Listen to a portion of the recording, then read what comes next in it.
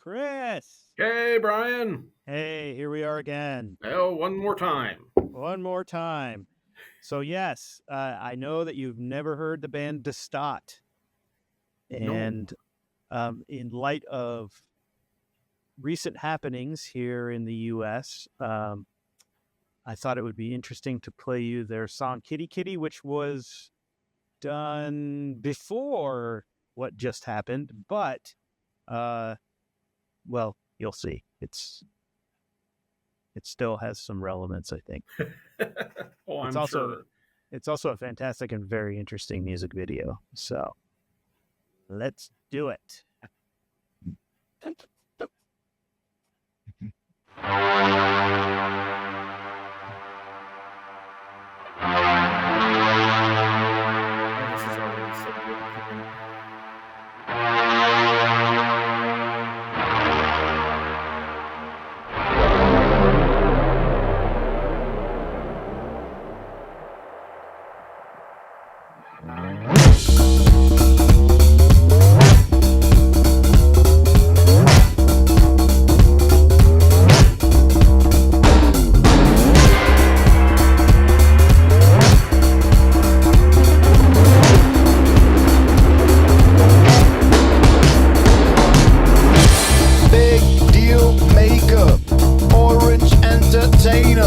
Swamp it up, gator.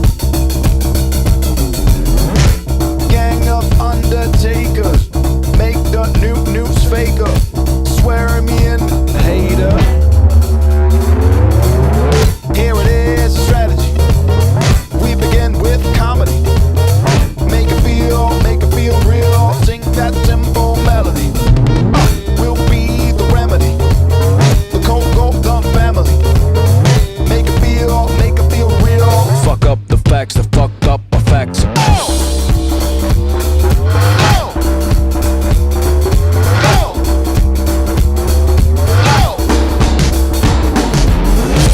Follow the tweeter, the rep news leader, the great white preacher.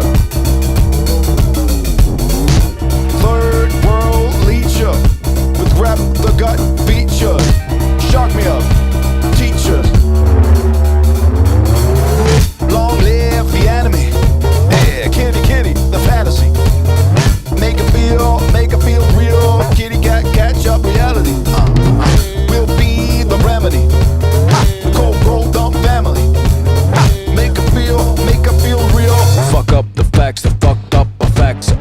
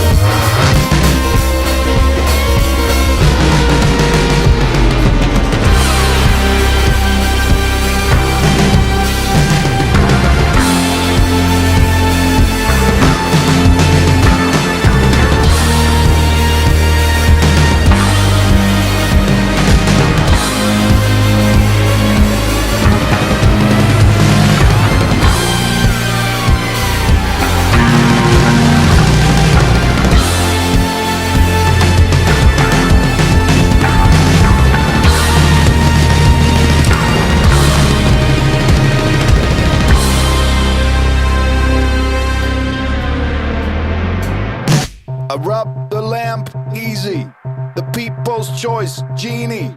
I get on top, see me. I got me stoned easy. I got the people needy.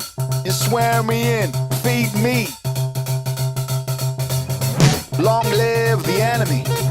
Yeah, kitty, the fantasy.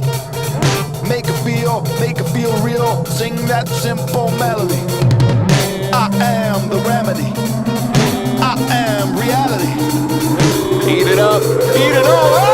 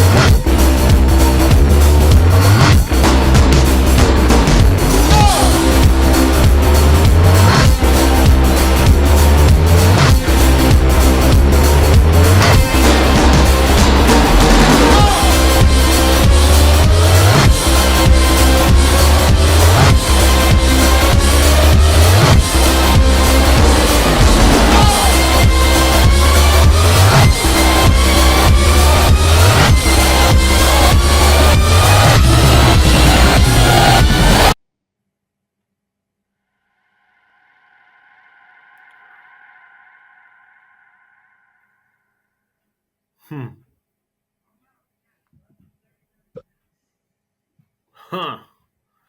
Wow. Yeah. Wow. Yeah. Oh, there's so much there, man. There really is. How much time do we Holy smokes. Wow. Yeah, I can send you the lyrics too. In fact, I'll do that while we start I chatting. think I got them, man. That Okay. send me those lyrics. But boy, I think I got the picture. Holy smokes. Yeah. Oh wow. Oh, they hit it on the head on all of it, though. Right. Like, that's the whole thing. Like, I can see I can so see Donald Trump going up at his inauguration, putting his right hand up and flipping people off with the other one at the same time. He doesn't need a Bible. This is because his entire campaign, his entire administration, it runs on spite. Right. Yeah. Right? And it's not even a secret. Like he you just look at his cabinet picks. It's not qualifications that's running the joint, right? It's spite. Yep. Like, yeah. Yeah. Holy smokes. Yeah. Oh wow. Like I said, there's so much in there, and the not so subtle references to January 6th, 2021. Yeah. Especially there at the end. Mm-hmm. Also, the interesting musically, it just amps you up and amps you up and amps it up and amps it up, just like people get amped up about all this stuff. And then I thought it was interesting too, other than the color different, one side was blue and one side was red, but they were the same. Like people are people are people. Right. And yet you're being told, we're being told that the other side is the enemy. Yeah. And it's actually really interesting because this is a point that's been recently made, and it really pans out. The difference between the far right and the far left is really not that different. And in fact, I've seen someone talk about that we like to think of the political spectrum in a line, right? The right is this way, left is this way, when really it's a horseshoe. Where the right is here, the left is here, and the rest of us are in the middle. Which I thought was an interesting way of putting it. And if you look at it, in many ways, it's the same. There was Alexandria Ocasio-Cortez, Mm-hmm. AOC. She's from New York. She's the representative. Yep. And she had a significant cross section of her voting base in her district voted for Donald Trump and voted for her. They voted for her Right. and for Donald Trump. And she, I forget which social media platform she used, but she asked people just point blank, why did you vote for me and for him? And while they have different motives, they all said that they were basically, they wanted that they voted for them because they'll both blow up the system. Mm. Mm-hmm. They're both anti-system. They're both anti-establishment. And you've proved whatever political scientist came up with the old horseshoe theory. You've sort of proved their point in many ways by asking people that question. And I think DeStaat, even though they may not do that, they might not have known about that horseshoe theory. I don't know. They seem like very smart guys. But they sort of touch in on that, right? Like it's not, it's not really red and blue aren't really that different, even on the extremes. Yeah. And I love how he called. You pulled it up. Yeah, I'm pulling up the big deal maker, orange entertainer, swamp it up, Gator. Yeah. Gang of undertakers.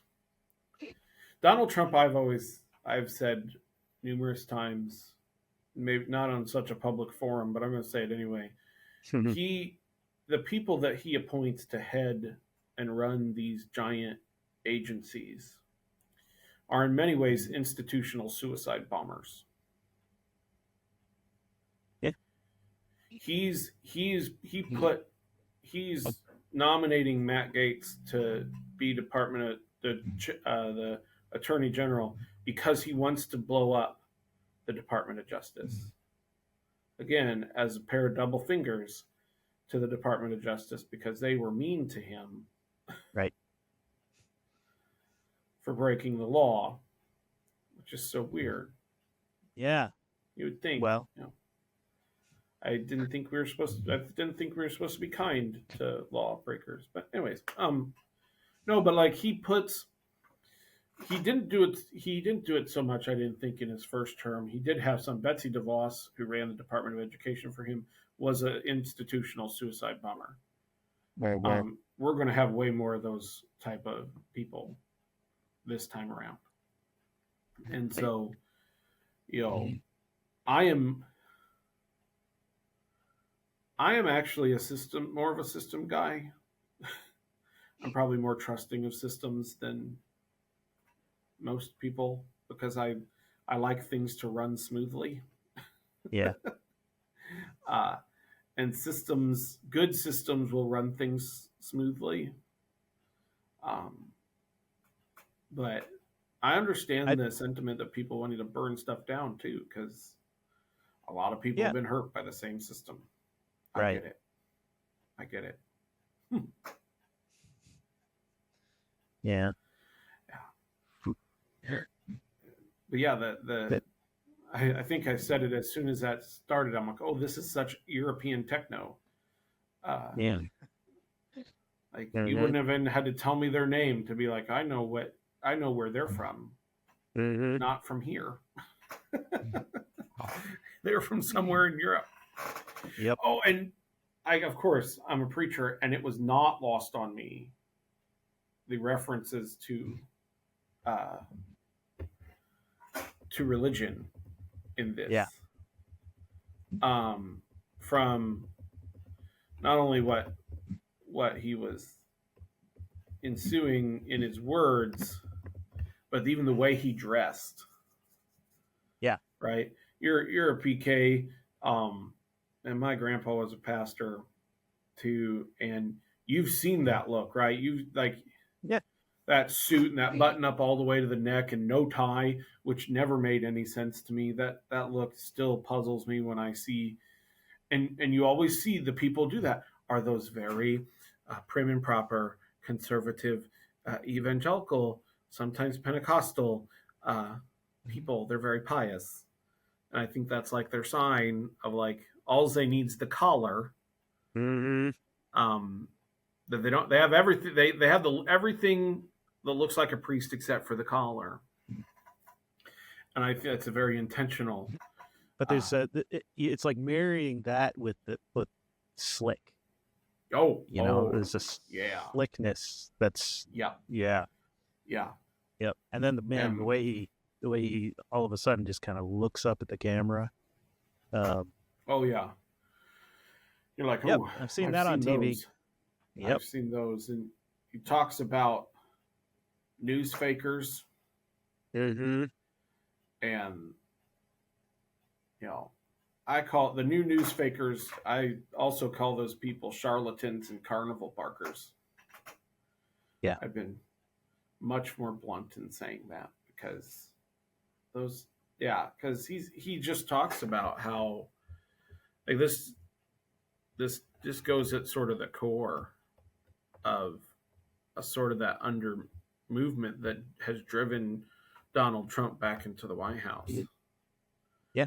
Well, and he talks about messing up the facts. Oh yeah. And once the facts are in question, then you don't know who to believe. Oh. Both. Oh yeah. Well, my favorite line on that is somebody's, I forget who said, but like the objective is to flood the zone with shit. Yeah. Mm-hmm. And to flood the zone with so much shit that by the time normal truth-seeking people sort it out, it's too late. Right. And they're just hoping that people just go, oh, I don't know what's true anymore. Mm-hmm. And they just sort of go along with whatever they've been fed and not try to sort it all out. Yeah. So the People's Choice Genie. Yeah. Because I think people are honestly thinking that guy's going to solve whatever mysterious problems they think they have. Yeah. I don't know, man. Long live the enemy. Really rung out to me because, the whole tactic of getting people to follow you by defining somebody else as the enemy. Mm-hmm. A group of people that it's worked in the past and it's worked again. Oh, it works. Unfortunately, it works way too well. Yeah. It works way too well for my liking, but alas. Yep. Define an enemy, even if it's not really an enemy. Question their humanity. Get them to say that they're going to take what you have, and that's pretty powerful stuff. Mm-hmm. Well, that one sort of reminded me. There's a cartoon, a political cartoon, and it has a rich man in the middle who looks very much like Rupert Murdoch. And I think that's very intentional. And there's on one side there is a guy, an immigrant looking fella, a brown skinned fella, and then a good white construction worker, hard working American on the other side. Of course, the rich man has all the cookies, right? A big platter of cookies right in front of him. The immigrant has no cookies, and like the construction worker has like 3 cookies. And the rich man leans over to the construction worker and says, "That guy's going to take your cookies." Long live the enemy, man. Mm-hmm. Yep. When, yeah. Oh, and he closes out by saying, "I am the remedy." I am reality. Oh my gosh. Isn't that what we've heard? In fact, I preached a little bit on that this past Sunday. That was the bit where I talked about charlatans and carnival barkers, proclaiming that I am the savior. I am the one who's going to make our country great again. When as Christians, that's not. We have no savior but Jesus. Right. But so many people say that, but then act a completely different way. Yeah. That's what makes it hard for me. That's when I get righteously indignant really fast. Yeah. The whole trust me and I'll be the one to protect you. Yeah. Whew. Yeah. What the sentiment? Yeah. I heard the sentiment of like Daddy's home when he won. Mm-hmm. Like,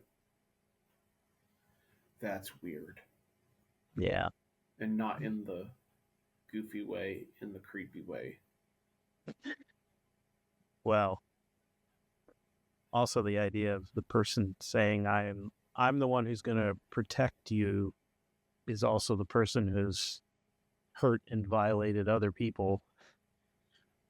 And you think he's going to be the protector? Yeah. But if he's the reality, I guess so. Well, I mean, he is reality at this point. Even though this song was made pre-election, I mean, at this point, he is the reality. Yep. And I've decided there's a really neat podcast right now called The Rise of Bonhoeffer, which details Dietrich Bonhoeffer is a German Lutheran theologian who was sort of the theological spear of the resistance in Germany to Hitler and was eventually executed for being a part of the Valkyrie plot. That's sort of the last major assassination attempt on Hitler before the war ended. And Bonhoeffer is one of my favorite theologians. I'm listening to that podcast, and now I'm going with this guy, with the new administration coming in. I'm like, I probably should reread his stuff because there's going to be a lot of this heresy known as Christian nationalism is going to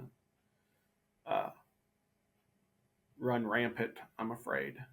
And speaking of resistance, we're going to have to resist that because. Right. And I call it a heresy, and I will forever call it a heresy. And if someone wants to fight me on that, let's go.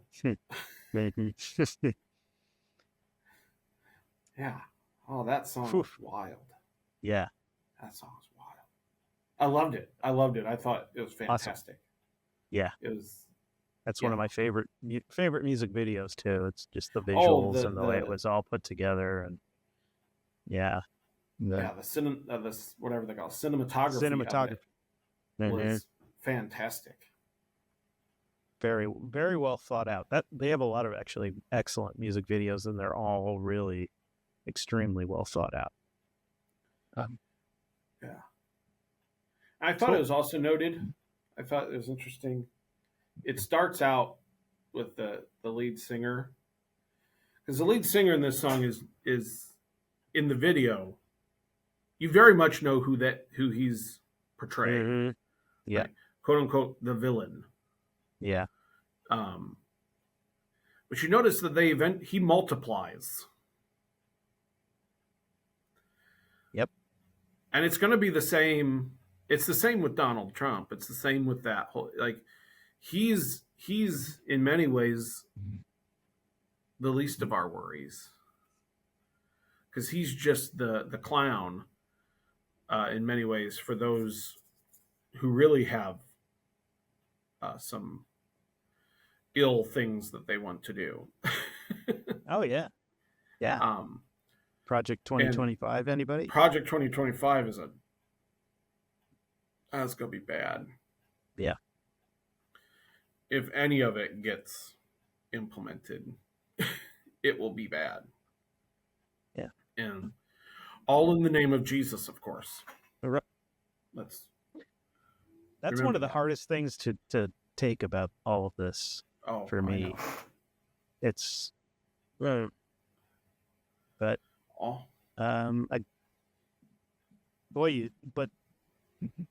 in the past, I guess, if you get control of the church, it's a powerful thing. Yeah, I mean, that's what Bonhoeffer resisted, Mm-hmm. and in many ways was not successful in his resistance, because the Nazis took control of the German church pretty easily. It did not take much effort to get the German church to come lockstep behind the Nazis, which in and of itself is a frightening story for another day. I think. Yeah. Yeah. The Rise of Bonhoeffer is the name of that podcast, by the way. Okay. Awesome. Yeah. It's a scholarly podcast. It's excellent. It's excellent. I've listened to 2 or 3 episodes so far.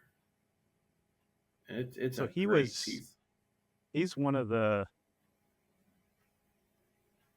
he's like an incredible thinker. And then you take this incredible thinker and then you just gets locked up, and all he can do is think and write. So yeah, and kind of interesting. The thing with Bonhoeffer is he evolves. He was sort of a nationalist after World War I, and his brother dies. His brother died in World War I when he was like 13, 14 years old. Bonhoeffer was 13 or 14. And up until the rise of the Nazis, he was pretty much a German nationalist in his writings. But it changes when he sees nationalism start to invade Christianity. We should not do that. We should not fall into that same trap, I'm afraid. I think people already are or have. But yeah. What's the joke? There are the people who don't know history are doomed to repeat it, while the people who know history are doomed to watch other people repeat it. Right. Oh, jeez. Yeah. Oh, here we go again. Here it is. Yeah, one more time. This all sounds way familiar, guys. Yeah. It really does. But we're not. People still embrace it, and I don't get it. Over and over again, it's risen, it's failed, it's gone away, it comes back. And it's the definition of insanity, right? Right, yeah. Well, people... Yeah, it's tough because like you think of society as having evolved and changed and moving more towards justice and the good, but on the flip side of that is people are the same as they were thousands of years ago, and they're going to have the same faults and the same fall for the same thing, and the same things are going to work, and hate's still there, and yep. It's the I watched in the middle of the pandemic, when when no one was doing anything, you had nothing better to do, and I just happened upon a PBS documentary that they had made. Oh my, it was old. It was probably 30 years, a 30-year-old documentary on the flu epidemic. Yeah. A flu pandemic in 1918. And I watched that documentary, of course, as I'm sitting in my lounge chair in the throes of the COVID pandemic, and I literally thought to myself, the more history doesn't repeat itself, but it sure does rhyme. Mm-hmm. And I think here we are again, right? Like, oh, history doesn't repeat itself, but boy, it sure seems to be rhyming, and Yeah. I don't like it. I had a similar experience when I ran across I think it was a 1980s documentary with Bill Moyer, Mm-hmm. and he was talking about the German Nazi propaganda machine and how that worked and all the tactics that they used and it was like, whoa, okay, that's the same stuff they're using now. Yeah. Yeah, it's oh, but still, I have hope. Mm-hmm. I have hope. That song was cutting. That song told the truth. But I think at the end, I kind of felt the message was like, you guys know this. What are you going to do about it? Right. So the ending of our story is still to be written. So we'll see. Only time will tell. Only time will tell. See how long this season lasts, I guess. Yep. Oh man. Hopefully not much longer, right? Yeah. Yeah. Or the problem is it's just getting started. Is it something we endure for 4 years, or is it the beginning of 40 or 400? Like I bounce back and forth, right, between we've just got to fight for 4 years and then people will come to their senses and they'll get some other buffoon to run and people will see right through it. Right. And then I also be like, no, they'll run somebody else who's slicker and smarter than that guy. And we'll have to do this all over again for 4 years until we either don't have a federal government or it's just a small shell of itself. And I hate to say it, but I was like, what's it going to take? Is the economy going to have to crash again for people to realize that, right-wing extremism is bad? Yeah, but now you throw in how strong misinformation is now and how that works and how that's getting worse and worse. Mm-hmm. And then the blame for anything can be easily shifted to something that it isn't, and poof. Yep. Right. Yeah. Companies have started to, save money, not give Christmas bonuses, anticipating tariffs and increased costs. Mm-hmm. But people are already saying, this is under the Biden administration that they're doing it, so it's obviously his fault. Right. When the companies tell you it's not, that that we're concerned about the incoming tariffs and we're going to stock up and save and buy things now to save money for later. So, yeah, I don't know. Yeah, I'm not. Time can only tell. I still am I still firmly believe inept people who hire inept people usually do a bad job at their jobs, even if their jobs are evil. And I always say, may evil always be inept. Right. It's when evil becomes ept, which I believe is the opposite of inept. When evil becomes ept, that's when you really run into trouble. And at this point, Donald Trump has shown me to be nothing but inept in a large matter. So right. And I don't think he's changed. No, but We'll have to see the people around him and behind people him. around him. Although the people he's so far installed or have put in the nominating queue are still largely inept. I'm thinking of the people behind that, even further behind. Watch out for that J.D. Vance fellow. Yeah. He is the slick back. It almost is in that song. To me, it almost, are they talking really about Donald Trump, or are they talking about someone like J.D. Vance? I think it's well, it's clearly a reference to Trump. It's also a reference to the kind of the bigger archetype, Right. too. Yeah. Yeah. Which, yeah. So I'm not worried much about Trump as a person as I am the people around him. Yep. They'll do the damage. And they had a dry run already. Right.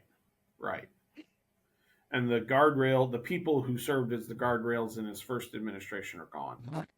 Yep. They won't even. Nope. He has not renominated one single person from his last administration, and I don't think he will. No. Nope. They were not sycophanty enough. Right. So he's gonna get people who are even more loyal to him over anything else. Yeah. Yep. All right. On that note. We ended with such joy. Oh man. At least people around the world are kind of seeing it, I guess. So. Yeah. And all we can do is fight for it and apologize and say, well, we're going to do better. We're going to be better. Yeah. So. Alrighty. Hey, thanks. This has been great. Awesome. This has been so much fun. Till next time. Yeah.